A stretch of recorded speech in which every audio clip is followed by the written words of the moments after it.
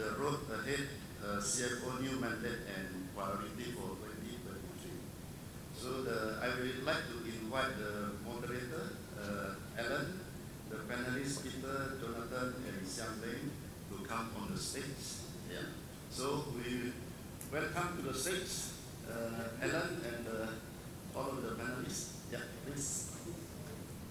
Okay, anyway, gentlemen, so again, thank you for joining us. Our topic this morning is, let's see if I can get this out, the road ahead. So we're midway through, we're August, we're September, sorry. So we're almost coming towards the end of the year. So we're starting to look at what next year looks like.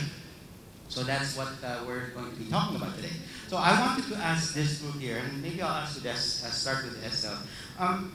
For the CFO and finance team, what would you say will be the top priority this coming 2023? Sure. Good morning and thanks Allan for this.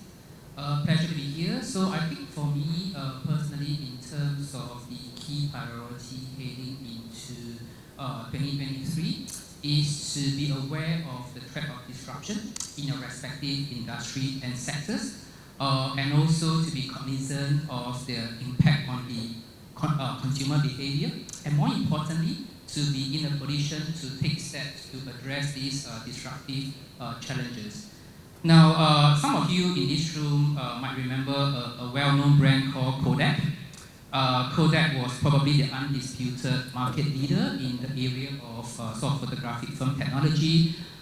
Back in the early 2000s, they still were. Now, the interesting thing is Kodak went into a bit of a downward spiral, not because they were not cognizant of the threat of disruption. In fact, not many people know that Kodak was the first globally to basically roll out their first digital camera. And that was back in 1975. 1975, so a long time ago, they were miles ahead of the competition. So what happened? Basically, Kodak was reluctant to have a sort of new technology cannibalize existing product, which was basically a cash cow for them. And in many ways, the Kodak assets had very little value to do something different because they couldn't see a world without the photographic film. And they were probably correct. The proportion of photographic and digital has changed dramatically over the years. As a consequence, unfortunately, Kodak is now a fraction of what it was. So I think as we sort of go into 2023 as a finance community, really glad to be joined by really eminent finance leaders on the panel, but also on the floor. While we will in some ways benefit from a bit of a tailwind with the impact of, maybe less impact of the COVID recovery and businesses looking to invest and to expand, it's also important that we consider perhaps three areas that could be impacting our respective industries and sectors. The first is really to be about the fact that inflationary pressures are going to be something that will be front and foremost in many of our industries. Some of you would know that overnight the Fed has again increased by 75 basis points, and that's the third time this year, might not be the last this year. That obviously is taken as a consequence to address some of those rising prices, so that inflationary impact is actually going to be quite important. The other part is in relation to the competition for talents and resources. It's going to be quite tricky as well, where all of us are looking to expand and grow, and the competition for sort of talents and resources is going to get increasingly more challenging. Last but not least, just to be aware of the geopolitical tensions in many parts of the world that we operate and the impacts of supply chains. Many of us would have operations in the region, some of those more so affected than others. But it's through this very important period that finance professionals should continue to be the co-pilot to the CEO and fellow senior executive to meet these challenges head on. Thank you for that one. Just to be clear, okay, you've got three different industries in this panel. Forget me, I'm nothing. You've got insurance company, Mesa, John over there is handling. John, what's the business again? Biofarm. Biofarm, right? But not Pfizer, BioNTech, not those ones. Different area, right? And of course, you can't really move around Singapore these days without having to go over that side to get a ride on a Grab, right? Okay. So anyway, Peter, I wanted to ask you this question for this group, still on that topic. What's the biggest difference, if you will, between last year and between the first 2 years of the pandemic and where we sit in today? You've been with Grab for how long now, Peter? Sure, yeah. So I joined Grab just before the pandemic started. So you've seen. So I've seen the last the 2.5 years, just in terms of the volatility, and all my initial plans before I started Grab went out the window. I think your question was, what's been the biggest difference? It's really been so first of all, thank you for those that use Grab services. Thank you very much. I really appreciate it, whether it's transport or food delivery or other forms of services.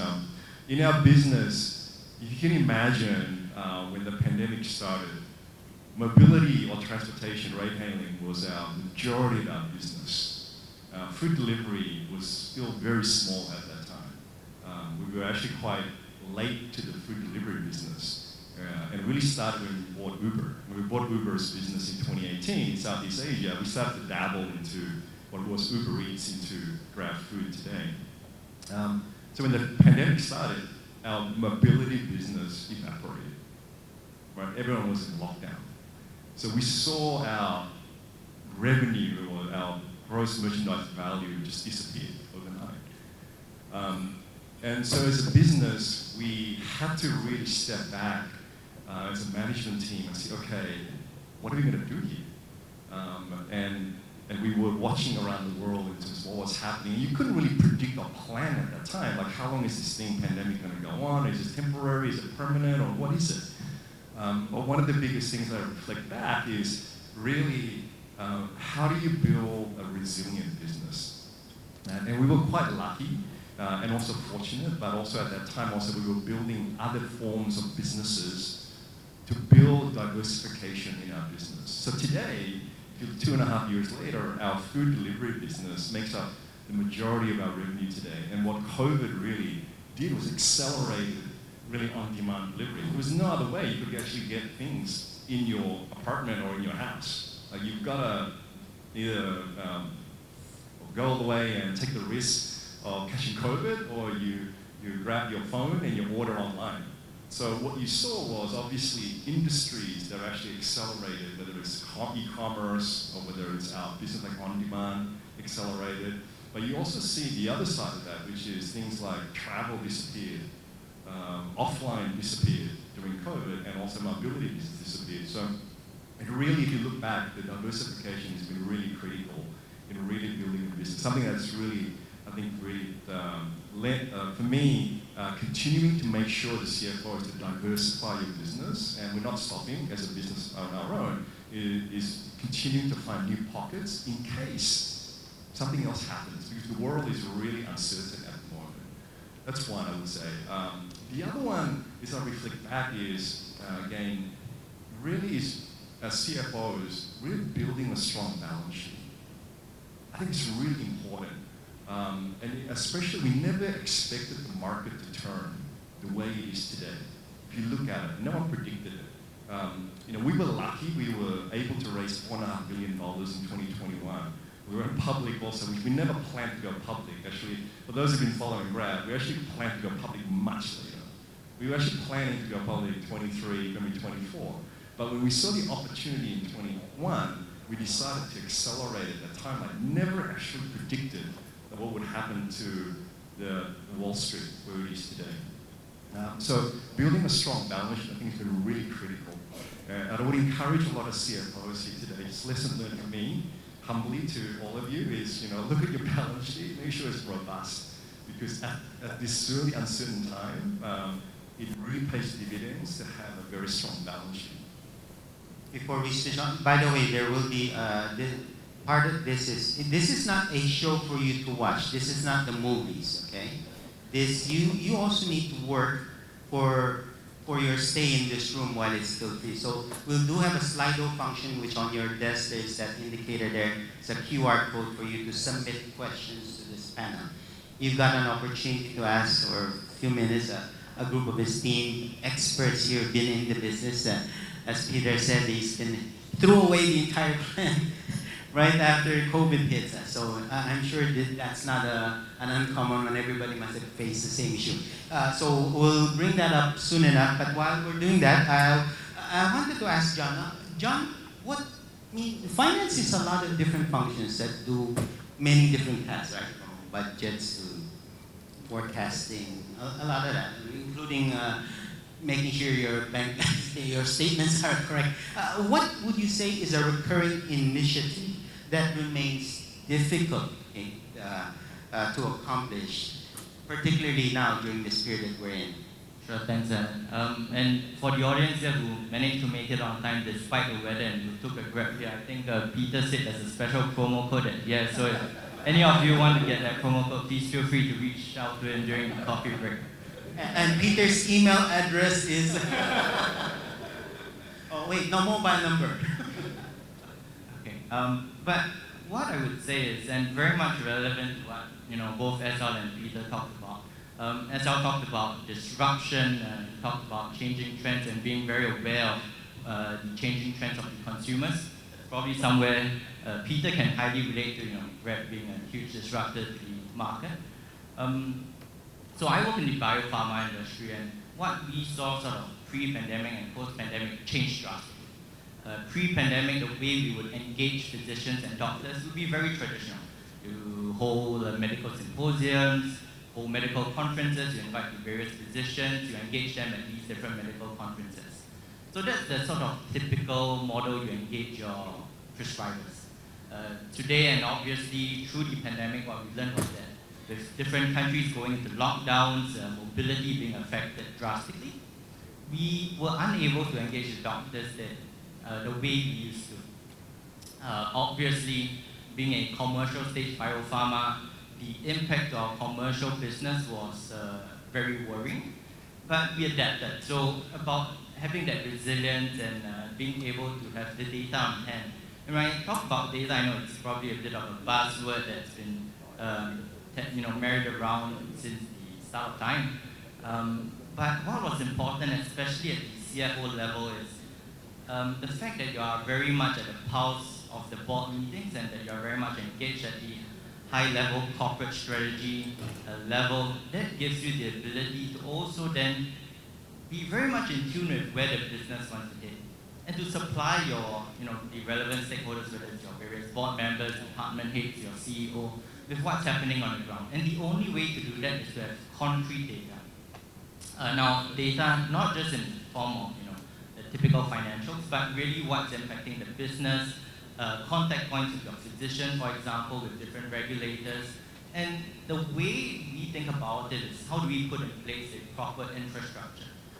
Quite often times, at least a couple of years ago, the struggle was that a lot of these data points were haphazard at best. They were not necessarily the most reliable.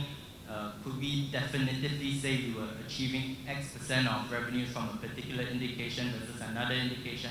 All of this was very much word of mouth, dependent on the commercial team, what they feel is happening on the ground.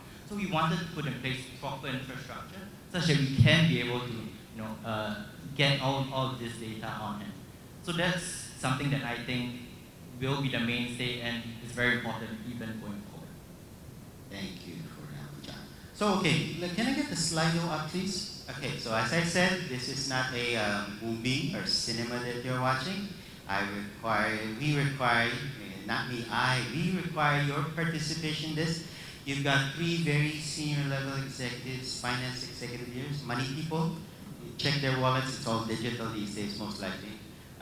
But please do ask those questions. Now, we're still what? In digital transformation is, depending on who you talk to, the tech people will say it's longer, the finance people will say it's only happened the last 3 years or so in finance, COVID hit us. What I wanted to ask, there's this Gartner survey, pay attention to the numbers, I'm gonna mention it just once. So a Gartner survey of CFOs revealed that 78% plan to increase or maintain digital investments despite the uncertainties. You talk about inflation, rising uncontrolled inflation, the war in Russia, between Russia and Ukraine still happening. China is still having disputes with the US in terms of trade and and IP and all that. So all of these uncertainties, despite all of these problems, 78% said they will still invest in digital. What's wrong with this picture? That's not the right question, but the question I would have is, given that we've got 3 different industries here, and you all come from different industries, anybody from banking here? Wow, nobody from banks? Anybody from a mom and pop shop shouldn't be, right? And, wow, really? No banks here? Really? Insurance? Retail? 1, 2. Where's the rest of you coming from? Now, Singapore is, I come from Hong Kong and we beat up our leadership there quite a bit. Okay? Yeah, we have the benefit there until we become political. But, so we're a bit more proactive. I want to see that engagement here. Come on, services industry. Is that these of you, 4, 5, 6, 7? Oh, at least some people there in services industry. Where the rest come? What else? What industry? What else? I mean, manufacturing? There you go. Logistics and transportation. They should be tied together, right? Manufacturing, logistics. So I go back to this question here. The Slido is a web-based. It's not an app.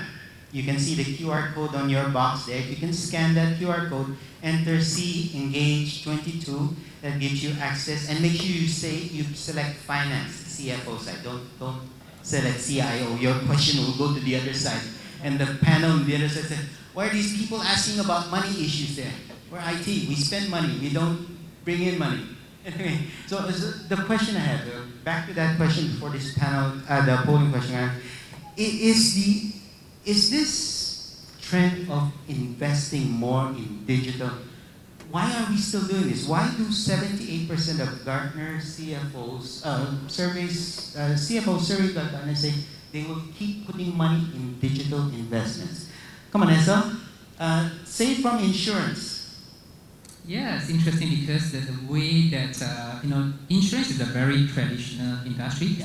It's been there for centuries, and the way that we operate and transact has largely stayed unchanged for a long time, largely intermediated through the agents, through the brokers, through the bancassurance type of channels.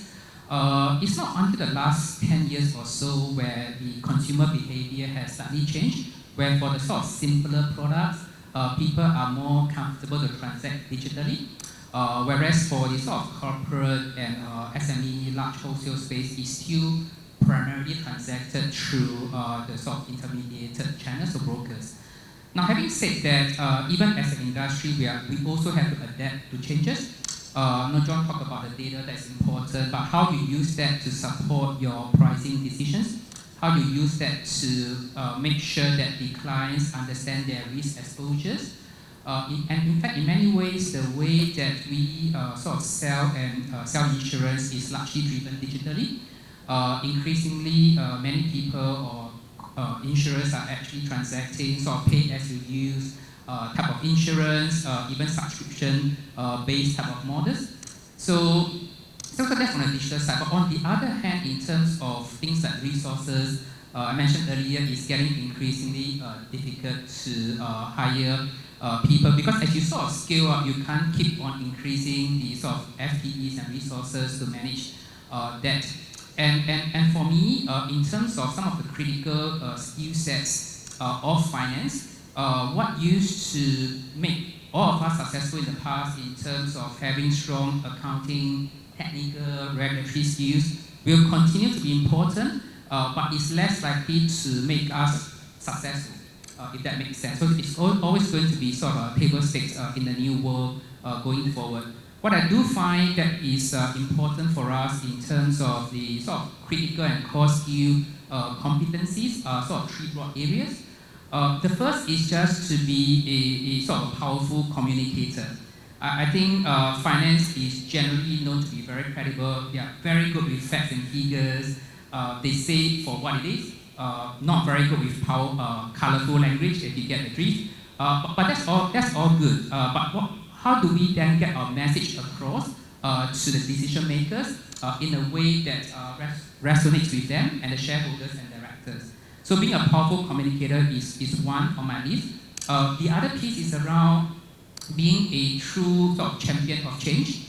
The panelists have mentioned the threat of disruption in their respective industries as well. But how do we make better use of data and analytics to also drive change through the organization? How do we effect change management properly and make sure the changes that we are all investing in is followed through? And then the also important piece around making sure that everything is sort of comfortable and doesn't disrupt the business cycle as well. So I think all these will play a key part in terms of push and pull, in terms of why you invest in technology, but also in many ways helping to make sure you get the right resources to support the growth. Thank you for that one. So now, as you can see from your screen up there, the questions are in. The thumbs up indicates people like that question. So the more people thumbs up a question, see Peter's getting popular. I think they're waiting for that voucher, that promo code that John mentioned. As like they're asking you a lot of questions over here. They want that promo. Why don't we just give them the number? Anyway, Peter, why don't we take that question? How does you mentioned about strong balance sheet, right? So can you elaborate on what's your top 3 key numbers? Sure. Cash is king.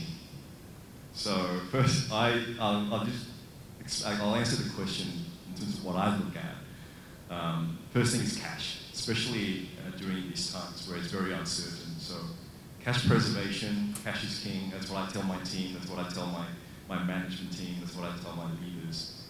And I ask the finance team to watch it like a hawk. So all things related, whether it's cost discipline, all that leads to the generation of cash is critical.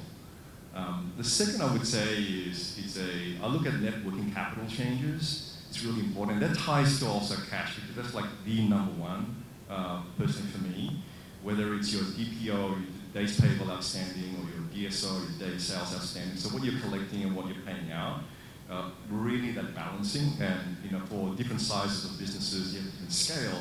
But I watch it very closely, and also I work closely with our consumers. So we also don't have just consumers like what you said. We also have enterprise customers on our platform that's using our services.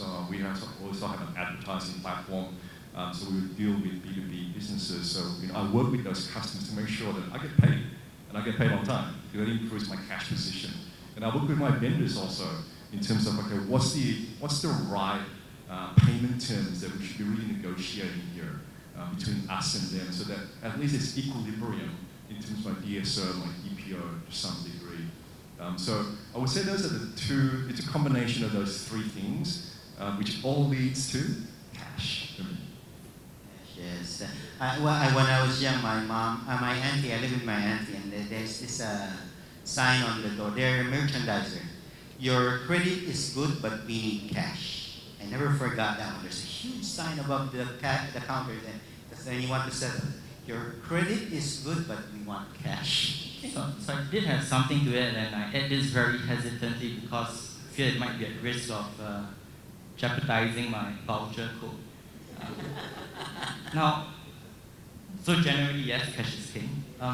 But again, going back to my business, right? Sort of in the biopharma industry, a drug that's commercialized, a drug that's profitable. One of the challenges today that the business is facing is how do we better utilize our cash? So one way is distributing it back as dividends to shareholders, which is always nice and shareholders appreciate that. But increasingly, the message on the board is how do we not have anything better to invest in? Are there new trials, new R&D opportunities that we should look at? Do we try to in-license a new product? Are there other avenues other than distributing dividends back to shareholders? Because then the message to whether it's a new investor or your existing shareholders is management doesn't know what to do. Has no new ideas, we have nothing else to invest our current cash in. But I appreciate that every business is slightly different. If you're in a business where you're still sort of in a net burn scenario, you might have different challenges. These still give me that hope. Sure. So the promo's coming, Jonathan. You haven't lost it. But you're right. I think capital allocation framework is really important. What do you? I spend a lot of time with investors, and as a public company, one of the number one questions is, Peter, what are you doing with your balance sheet? What are you doing with your cash? At the end of the day, to answer your question. So, how do you make it work? At the end of the day, so yes, cash preservation is critical, but also they want to see how you're deploying the cash, whether it's return to shareholders, whether it's investing in your innovation, whether you're doing inorganic things like M&A. All those things are really critical. But it all has to fit in with all the strategies, I suppose, at the end of the day, that investors also understand how you're deploying the capital. Estelle, I want to ask you that third question. How has the pandemic affected the way finance works? Okay, work from home, right? I get to see my CFO a lot more than I really want to. At least in my household, okay? I haven't been out of the house for the last 3 years except traveling here. So, but and with our plans to retire, I'm starting to figure out maybe I need to go somewhere else. So, if you could answer, how has the pandemic impacted the finance work itself? Thanks, Alan. In fact, I was just sharing an anecdote with my fellow panelists earlier. 2.5 years ago, I was in those very traditional finance leader where you couldn't really envisage a world where certain parts of finance can be working virtually.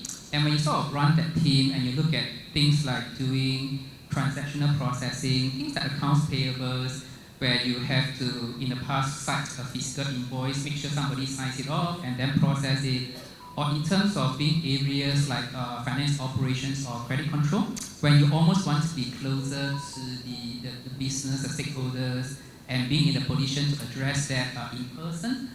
But clearly, the pandemic proved to be the biggest winner in terms of driving change, and we all have to adapt in many ways. Now, across the function, not just in insurance, I presume, a lot of functions are now finding that, a way of hybrid is almost becoming a bit of non-negotiable, because when you sort of are competing in the world of talents, one of the questions that come up is, what is your hybrid working policy as well?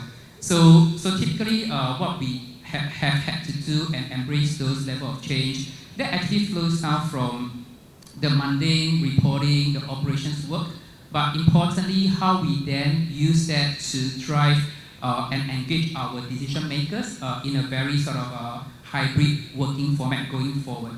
So I think importantly, all these has been driven from the top. In my opinion, there is nothing more damaging in terms of leaders not following a policy compared to not having a policy at all. So I think as we sort of go forward and we start to embrace different ways of working, this is something that I think we all have to be cognizant of. We've just been flagged that we're down to the last 5 minutes, and pardon for that one, even though we have a very interesting set of the dialogue here, we have to comply with the timekeeper there. Quick question for you, Peter, I'm not sure if you, that would take an entire half day to talk about fuel cost versus inflation versus delivery charges and all. Let's skip that one. I wanted to ask this one. Okay, when we started, I said that we have a misrepresentation here. Yeah, one side of the 50% of the population of the world is here, the other half is missing over there, and nobody wants to volunteer, right? So I wanted to ask this group here very quickly. Given that there's an increased awareness, every year at the society we do publish stories around International Women's Day would be one, right? We do a lot of stories around that. And I noticed that there are a lot more women that are very vocal about why we need to be sitting there. Maybe even get rid of, have this group and have 2 women on this side. Maybe even change me to somebody else. Your wife then. She would probably say things in Tagalog, you don't want that. So that given the increase in awareness that there should be women representation in the group, should we encourage or even anticipate participation of women in the finance leadership? So somebody who wants to take your job. And the other side, as we started talking about, can I get John? Can I get first Peter first for that one? Sure, yeah. So overall, as a framework, and this is GRAB, ESG is one of our critical piece. And part of that is actually women leadership. So if you look at GRAB today, and we have 11,000 employees roughly, a third of our employees in leadership today, 1/3 are women. And that's critical for us. And if you look at our ESG report, it's public, we're pushing to 40% by 2030. That's one of our goals, internal goals that we're driving. It's very important. In our senior management team, actually about close to 40% are women already. And Anthony, our co-founder, is very, very adamant in pushing that boundary even further. If you look at my own department, 60% of my department are female. And I'm pushing that even further. So we believe in diversity as a mantra, just a mantra, it's how we operate as a business today. We also do the same on our driver side. So our driver pool also, we look at the people who are disabled. So part of that is also how do you bring the disabled also into the formal economy.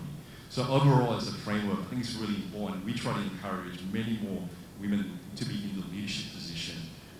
Again, it takes a lot of conscious effort, especially in Southeast Asia. I find that I lived in the US quite a fair bit, and it's much easier there, but here I found it's actually much more difficult, and it takes a lot of nudging and pushing, and also working with, I work very closely with our head of chief people officer, and really cultivating the next generation of women leaders. John, what about you? I'll ask you a different question because we're down to the last 3 minutes or maybe even 2. Okay, you've got leaders here, you've got aspiring leaders from different areas of finance function, now Peter and Seow, I'm going to ask the same thing for you. What's the just one, huh? Okay, and if you could limit it to 30 seconds, maybe less. What's the one advice you would offer to these executives, your finance leaders, aspiring to take over your job? Sure. So I think if you think traditionally about the finance function, you have payables, receivables, potentially a tax function, FP&A, IR, investor relations. I think the one piece that's perhaps lacking today is that data portion, right? I do not necessarily see finance functions in various corporates having that specific skill set of really generating and being able to synthesize the vast amounts of data that's available to the organization, being able to systematically use that in a way that's very fruitful for the board members. Yes, sir, what about you? Quite simple really. So for me, 80% is good enough. Don't aim for the 100% of delivery of all your projects and experiment. Don't plan for all exceptions because you end up just, the cost benefit doesn't make sense. You end up not delivering anything over the next 12, 24 months. Okay. So no need for perfection. Good enough is good enough. Okay. And Peter? Yeah, I think what the pandemic has really shown is human capital has been dislodged, and human capital actually has become more even scarce out there. So I think it's really important for us to really look at our next generation of leaders, bring in new talent into the organization also, because the way finance is functioning is transitioning. And I think what you see throughout the pandemic is we are getting more into digital. Human capital is becoming more expensive. Human capital is becoming more scarce. So I think it's really important, especially for Southeast Asia, where there is a shortage of the profession I find in this region. And there's such a great potential here that I think we need to really work with the profession and really cultivating the next generation. I thought shortage is good, right? Higher pay, fewer people, less resources. I mean, at least blame the economists for that one. Whoever said that. Lay a round of applause for our audience, for our delegate team. Gentlemen, thank you very much. It's been an honor.